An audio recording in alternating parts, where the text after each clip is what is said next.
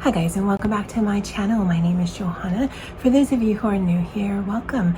For those of you who are returning, welcome back. In today's video, I'll be doing February 2022's installment of the Start Small, Spread the Love tag. And if that is of interest to you, please stay tuned.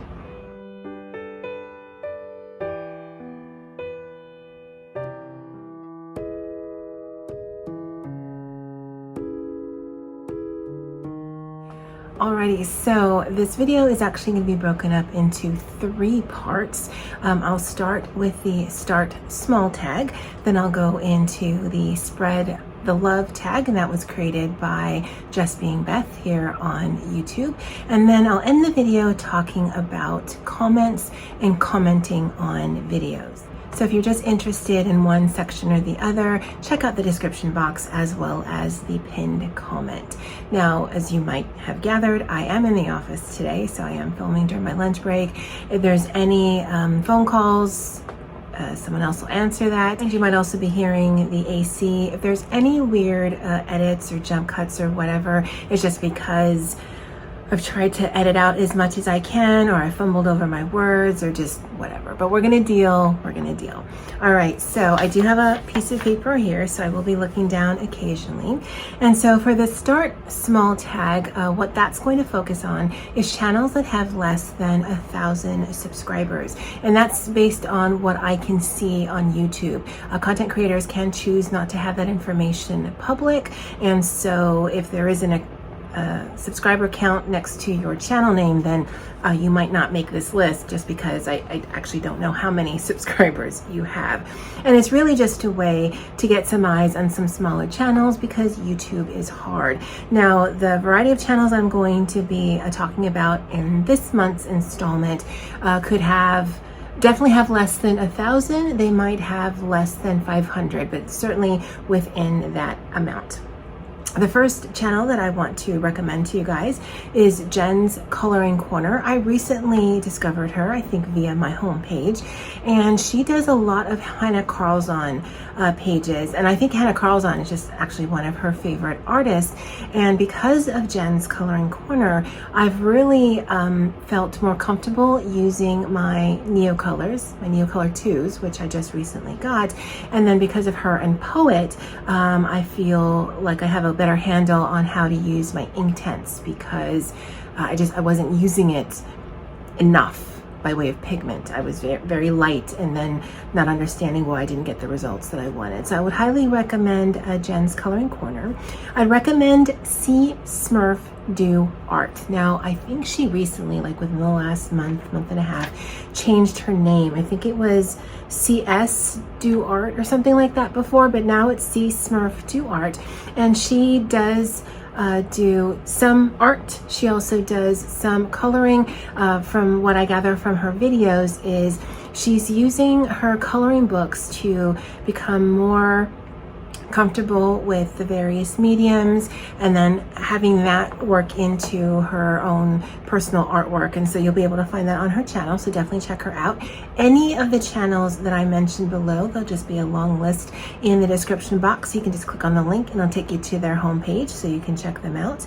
Another channel I'd like to recommend is Be Cozy. Now, Bee has been very vocal by way of commenting on a lot of videos in the coloring book community, but I didn't realize that Bee had a channel. So go and check out Bee's channel.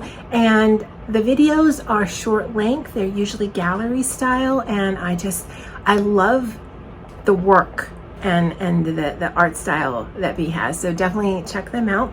I'm recommending my friend Andy. Now, Andy, this might sound weird, but she's kind of my muse on things. It's because of Andy I rediscovered my love for coloring. It's because of Andy that I rediscovered my love of reading. It's because of Andy that I picked up my Switch Nintendo game console. First, it was Animal Crossing, and then it was Stardew Valley. We actually have a co-op valley in Stardew that I've been really bad at scheduling time with her. Because of her, I have my Hobonichi. So she really inspires me to just try new things. I'm like, oh, I love this. Andy. Andy does a variety of content. She has rediscovered her own passion for her bookish content, so you'll see a lot of that on her channel. She does have a gaming channel where I love watching her play through with her Stardew Valley and some other games that she does. Whether she talks to them or she puts music on, doesn't matter. I just feel like I'm hanging out with my friend. And she also does a planner and journal type videos. So I would highly recommend that you go and check out my friend Andy.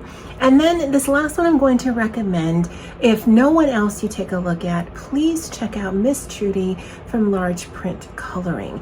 And I've mentioned her once before, I think in the original Start Small tag that I did like September, October of last year. Now, the reason why I definitely want you to go and check out Miss Trudy is because not only is she an amazing colorist, but she's also an advocate for large print coloring. Now, before Miss Trudy, I did not realize or really understand why it could be such an important facet in the coloring book community. Now, I don't identify with any one particular niche that I enjoy. So I don't call myself a coloring book channel or planner channel, journal channel, whatever. I'm on a creative journey, and that's what this channel is about.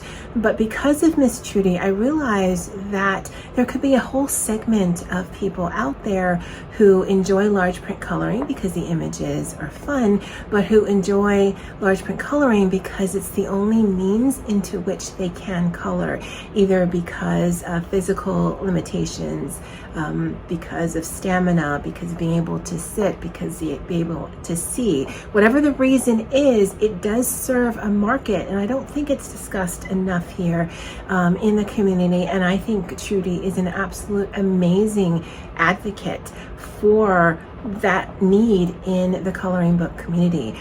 She always seems just a little sad when she's working in some of her coloring books, not because of the style that she's doing, but that a lot of the coloring books that work for what she needs are marketed towards toddlers and kids. Now, I understand it's a huge market. It helps parents understand what's available out there, but there's also another large market of people who might be off-put by purchasing something earmarked for toddlers and kids, but really fits their needs as well. And she's amazing at talking about it. And so please go and check out Miss Trudy. I also love just sitting and coloring while she's chatting and coloring her page, because she's got that Texas twang, and her storytelling ability, her advocacy for just having the need for large print coloring and why it fits the need in the community. I think she's fabulous. Go ahead and check her out. Now, for the Spread the Love tag, I just rewatched the video from Miss Beth. I need to go and leave her a comment. I have this tendency to kind of half listen, half pay attention. Lily, you know what I mean.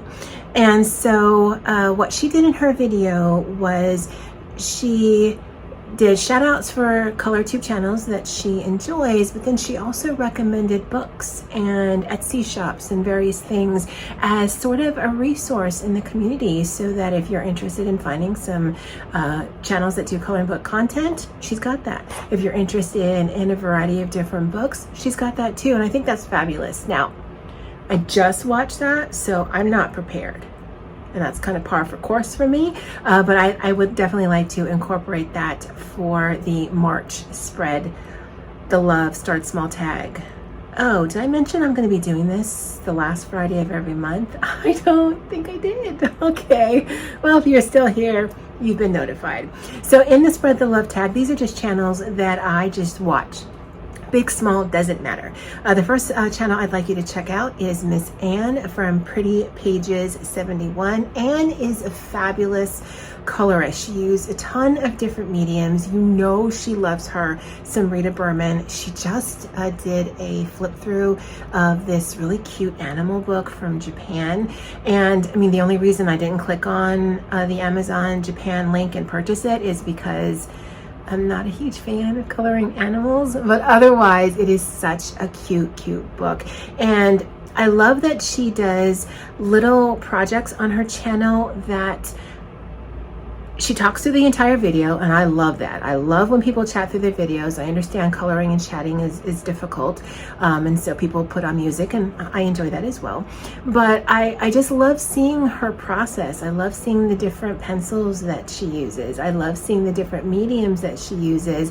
And in her current series, she's doing little snippets of spring scenes, and it makes it so that, okay, I watched this one, I watched that one, I'm looking forward to the next one, and just seeing the picture unfold. I really enjoy her channel. Definitely go ahead and check out Anne.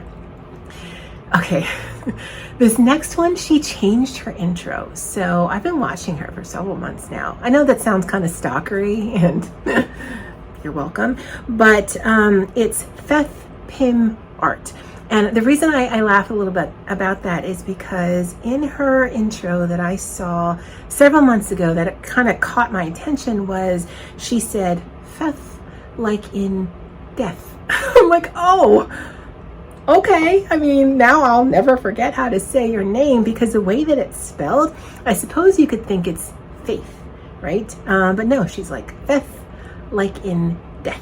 But I don't think it's on her intro anymore. But I thought that was so intriguing. I love the mixed media that she does. I love how she attacks the coloring book that she has. My tense is all wrong there.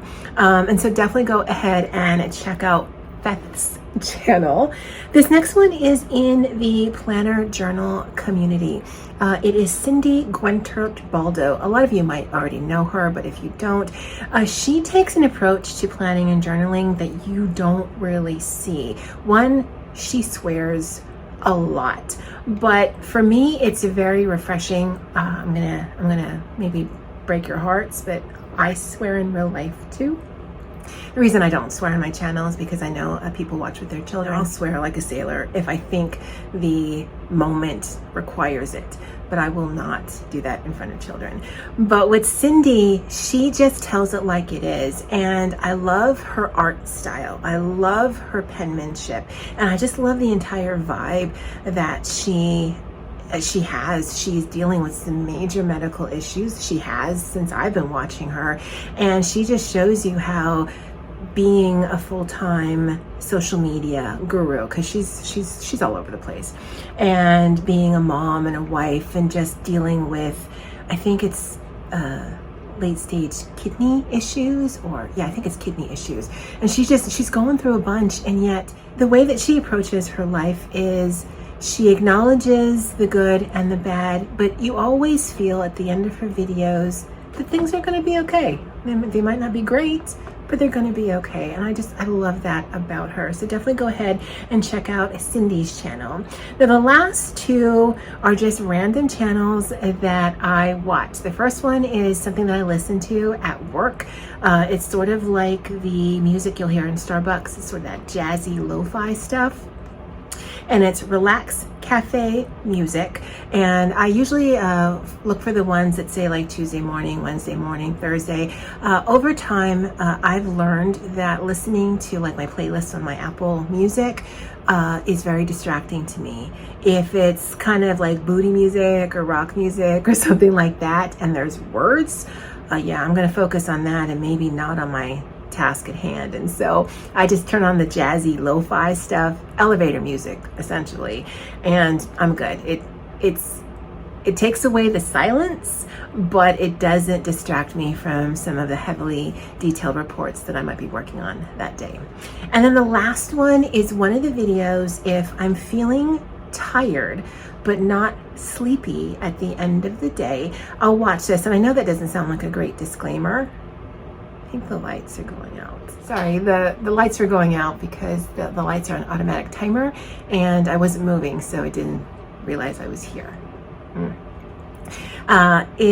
I know I wasn't describing that other channel really well, but it's this couple in Azerbaijan. It's called A Country Life Vlog, and it's basically a day in the life of, and usually she's going to cook something in the video, and usually he's doing things around their little farm or their, in the countryside, and it's about them, but they're not talking to the camera. It's not about their thoughts on their life. You basically are a fly on the wall and you're just watching them in their environment. It's really interesting. It's really relaxing. And so when I'm in that mode where I feel tired, but I'm not sleepy, I can't turn off my brain, that's one of the go-to channels for me, because you get a lot of ambient sound by way of nature, her chopping things, him chopping things, and I just find it super relaxing. So I'd highly recommend that you go check them out as well. Now we're going to finish this video by way of talking about comments. Now, especially for small channels, comments can be a lifeline. And I say that because I'm assuming that most people who do small channels like me, niched channels like me, that you are basically talking to the camera alone, right? You're talking to yourself and you're envisioning and imagining the person on the other side. Now, I don't do a lot of these front-facing videos, but even when I'm doing a top-down video, I'm imagining that you are on the other side and you're watching it, maybe putting me in the background while you are coloring or journaling or doing whatever. And so comments are a way to let your content creator know that I see you, I hear you, thank you for putting the content up for YouTube, and I enjoy it, right? It's a great way to just encourage the content creator that, yes, I see you, thank you. Because especially when you're a small channel and you don't get a lot of that feedback, you might be wondering, okay, well, I see that I got like 30 views, 50 views on my channel, but I didn't get any comments. Are people not there? Do they not watch the whole thing? Do they not like what I'm doing? And it's really easy to kind of get discouraged. And so just leaving even just an emoji saying, you know, heart, happy face, whatever, it just lets people know, yeah, they saw me. And if you can even leave feedback more than that, that's even better. Now, with that said, I want to stress that, at least from my perspective and my opinion on how I want you to treat my channel, I don't want you to ever feel like it is your job to comment on my videos. It does help. It does help me feel seen. It does help the engagement by way of YouTube, but it isn't your job to make the video a success or to make my channel a success. It isn't. It isn't. So if you can't comment, if you're not in the mood for commenting, if you just don't want to comment, don't even worry about it, because I watch a ton of videos and I do make a concerted effort with the smaller channels because I know it can help increase their visibility by way of engagement. But I'm not going to stress over the fact that I don't comment on every single thing, because then it feels like a job. I don't treat my channel like a job. I don't treat myself as a viewer like a job. Okay? Does that make sense? I know. All right, guys. Well, that's it for this installment. You'll see me again next month. I've already started working on a list. In fact, I put it in my work planner and just start working on an ongoing list. So if I see someone or remember a channel or whatever, I'll just log it down so that I don't forget, because that's the thing. All right, guys. Well, that's it for me for now. And as always, aloha.